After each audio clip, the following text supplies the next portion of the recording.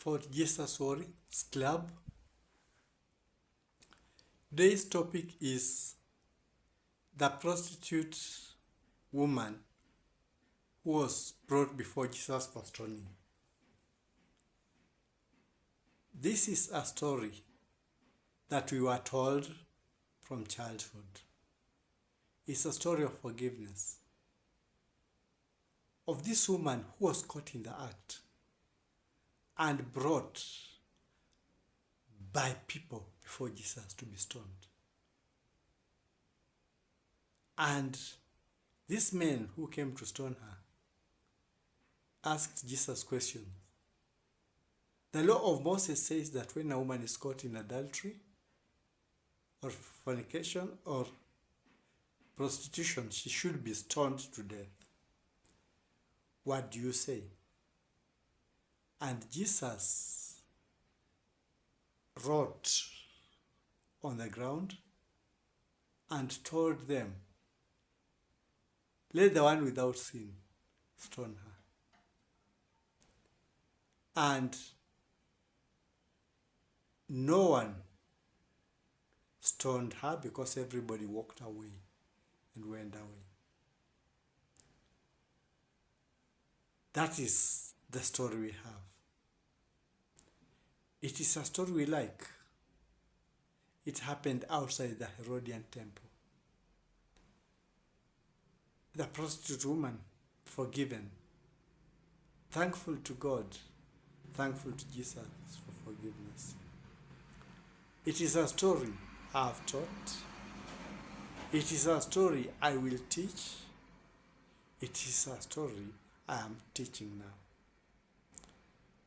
But unknown to many of us,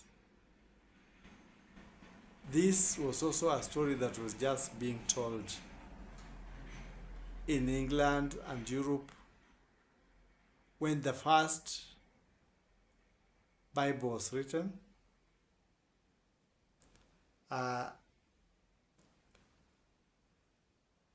It did not have the story. The first interpretation of the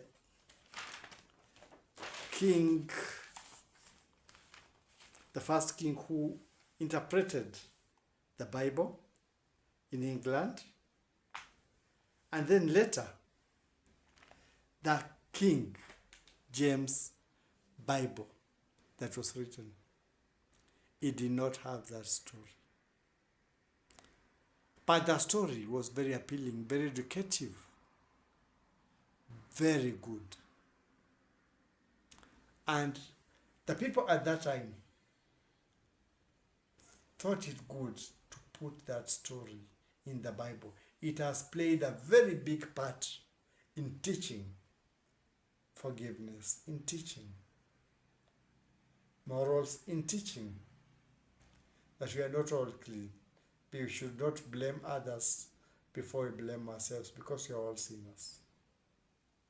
It is a good addition to the Bible. But prior to that, it was not in the Bible. It was a borrowed story that was incorporated into the Bible. You can be able to check historically. It wasn't there.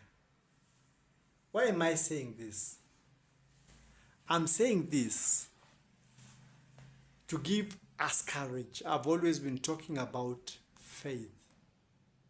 Some of the stories we read were not there. They were additions. Some that were there have been removed.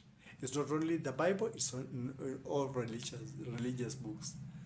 That's why I was saying, and I'm saying, there are no new books that will be written. Those books that we have are the books we shall use. Now you have eaten the fruit, you have the knowledge. When you read these books, read them selectively. Those that fit with your conscience, those that give you insight, and those that are in tandem with the laws of the country. This gives us this notion where Jesus would always tell somebody after healing, your faith has healed you. And Muhammad telling people to have faith, and these other religions with faith. Faith is the key word. Use the books of your visitation. Be choosy. Don't let somebody load it down on you that is more important, is more holy, is more whatever. It's not. You are the temple. The Spirit of God in your conscience is the one that guides you. Refer to God most of the time. Read the books most of the time. It's not bad to congregate. Don't let anybody load it over you. We are all the same. It's only that some people are gifted in certain ways. You can have a runner. You can have somebody who, when you praise for somebody, there is a bigger impact. Things like that. But there's nobody who is more superior to the other.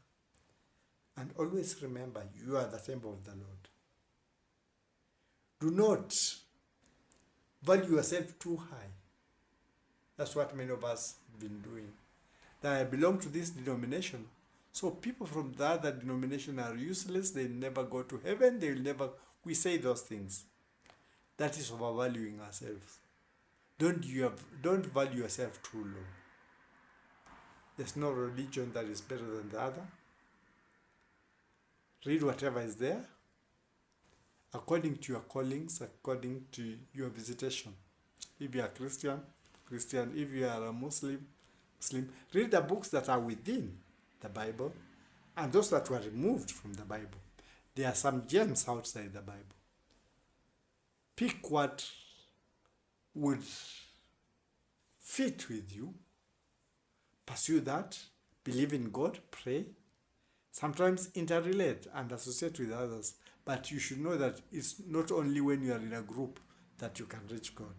Even Jesus said, when you want to talk to God, enter into your room, lock the door, and talk to your Father in heaven quietly. So, do not be cheated by people saying, this is what used to happen in Israel. The Israelites don't follow those things.